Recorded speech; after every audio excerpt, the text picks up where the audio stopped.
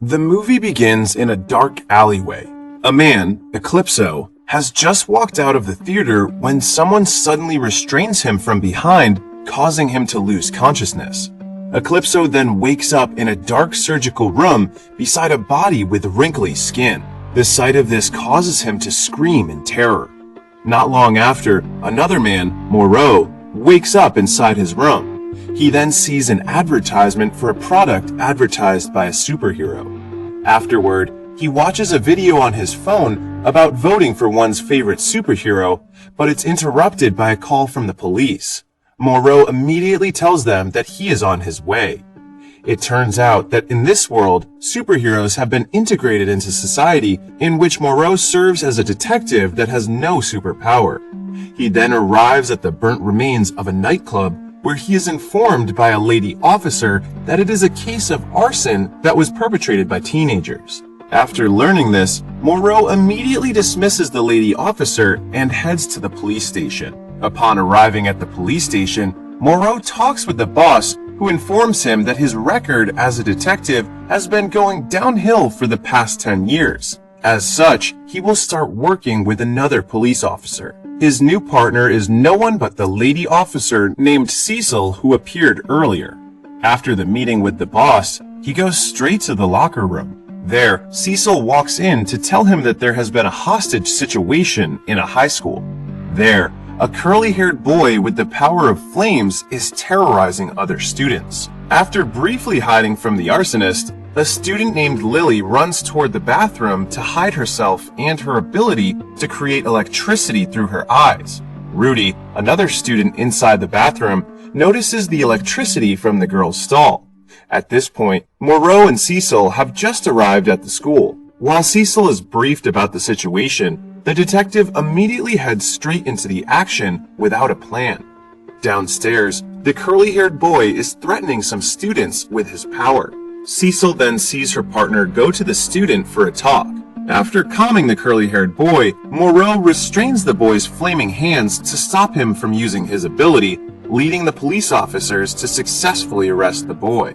After the situation, Cecil informs her partner that the curly-haired boy is not the arsonist responsible for the nightclub fire, even though the burnt marks made by the boy match the same burnt marks at the nightclub. Aside from this, they have also gathered 2 orange-colored glow sticks from the boy. While inside the car, Cecil discusses with her partner that it is impossible for 2 persons to have the same superpower, which in this case is the ability of fire. Moreau then asks to be dropped at the roundabout, even though it is illegal to do so, making his partner very angry about this.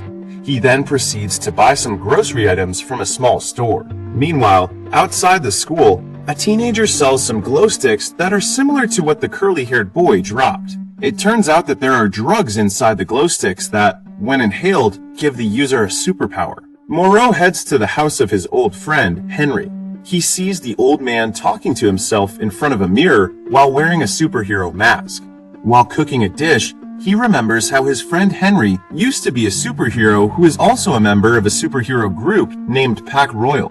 After that, the 2 friends watch a cooking show, and Moreau asks his friend if one can identify someone by their superpowers alone. Henry then looks at his database to determine the person his friend is trying to identify, which is someone with the ability to throw fire. The old man finds one fire user named Bracero. After receiving this information, Moreau decides to leave.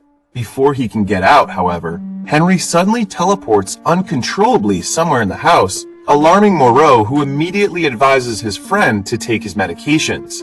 It turns out that the old man is now afflicted with Parkinson's disease, which affects his superpower. Meanwhile, Rudy walks inside a building searching for a person named Naja.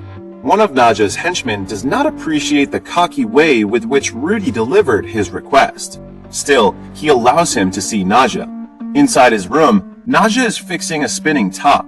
He offers Rudy the chance to throw the spinning top, but he immediately takes it back upon realizing that Rudy is inept with the toy.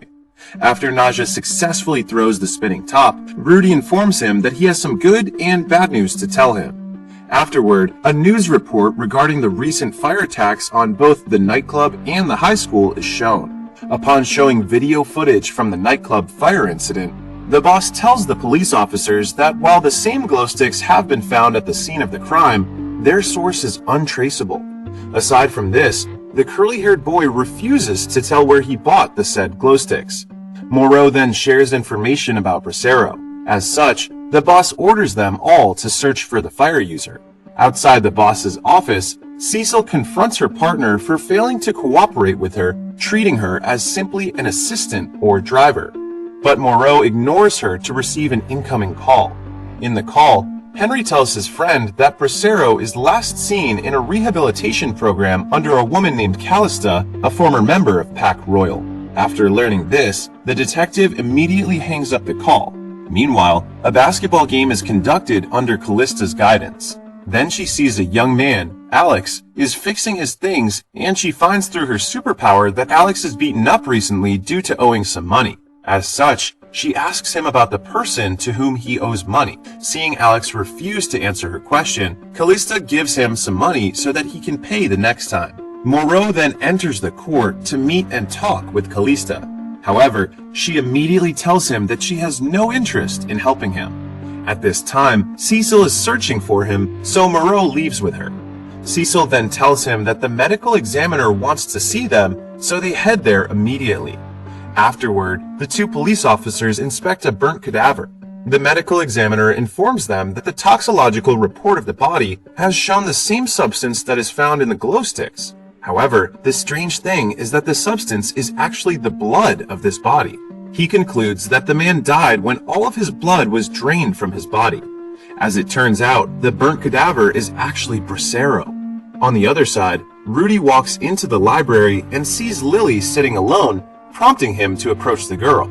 After learning that Lily is a lonely girl with no friends, Rudy takes this opportunity to offer Lily a number that she can call, assuring her that the number belongs to someone that will not think she is weird. Back at the police station, Moreau notices that Cecil is tired from working on the case. He then asks her to rest because there is no development yet in the case. After his partner leaves, he inspects some of the stills from the nightclub footage, where he notices a person in flames. He then calls Cecil to inform her that they now have a possible lead at hand. Immediately, they head to a hospital where this firebrand is confined. Upon arriving at the delinquent's room, Moreau initially tries to directly ask the young man about the supplier of the glowstick drugs. However, because the young man is uncooperative, Cecil comes up with a different approach. She threatens the delinquent, lying to him that the side effect of the drug is an eventual explosion of the body and that the antidote can only be obtained from the supplier. Hearing this, the young man confesses in fear. He tells them that the supplier is another young man, Ismael, who sells drugs outside of the school. Meanwhile, Naja is frustrated with his men because one box of drugs is missing. He lashes out at them because they fail to make a connection between the missing box of drugs and the sudden disappearance of Ismael, one of their dealers. He then praises Rudy because he is the only one that has noticed this detail.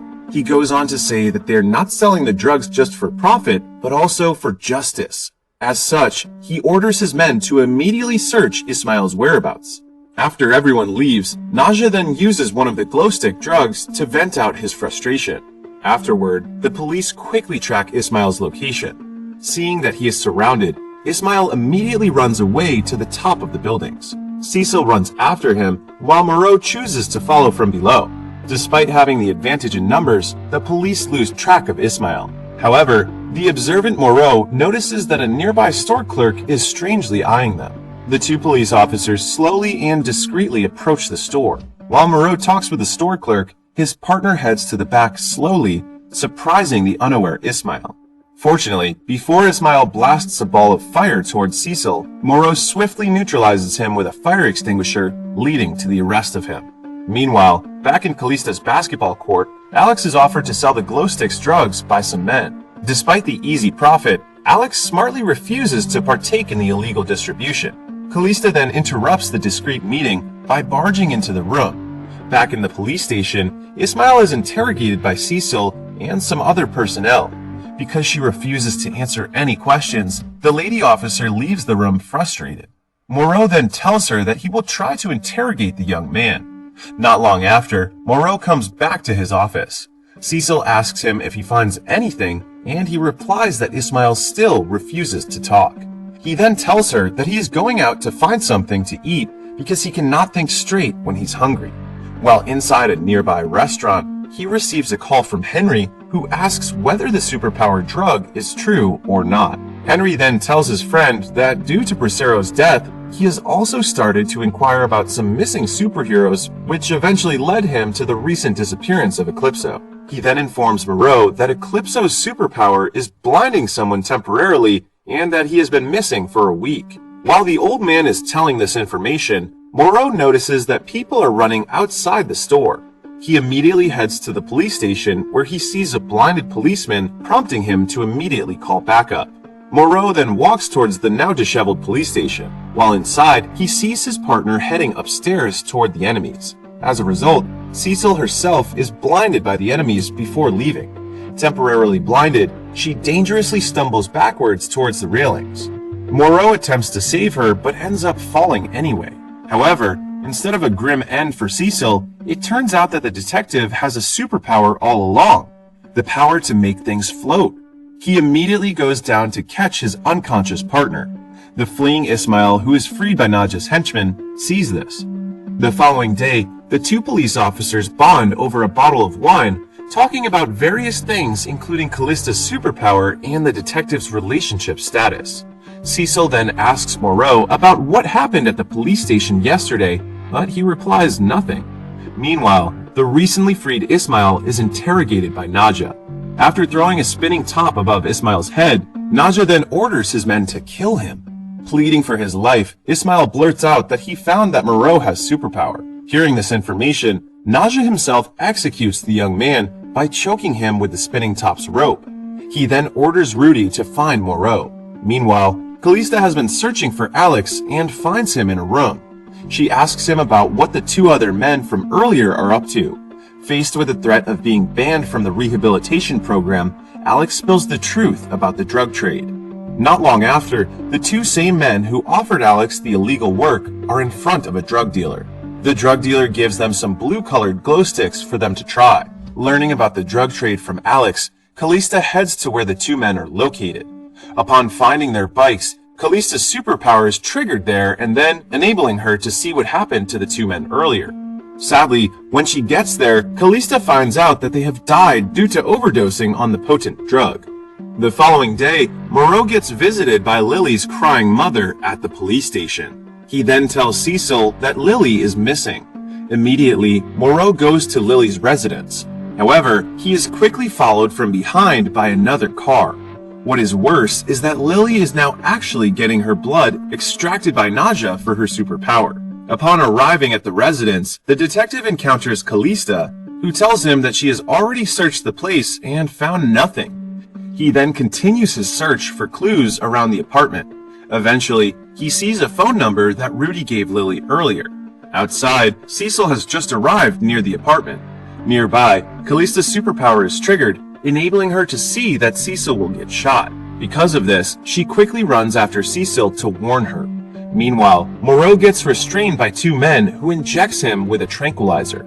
They then quickly deliver his unconscious body to the building's parking lot where a van awaits him.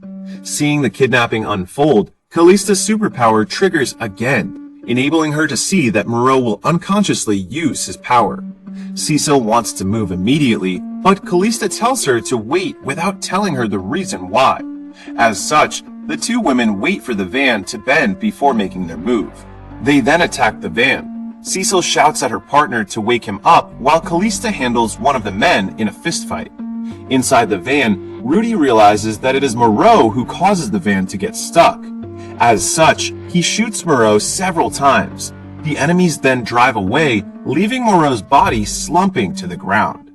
Cecil opens her partner's flannel, where she witnesses the bullets floating away from his body. The sight of this confuses Cecil because she thought her partner has no superpower. The two women bring Moreau's body back to Henry's place, where he is immediately treated. Cecil then learns that Callista and Henry have already discovered the detective's power during one of their operations. Their deceased ally, Gigaman, saw Moreau's potential and recruited him, which is why Moreau became their liaison officer.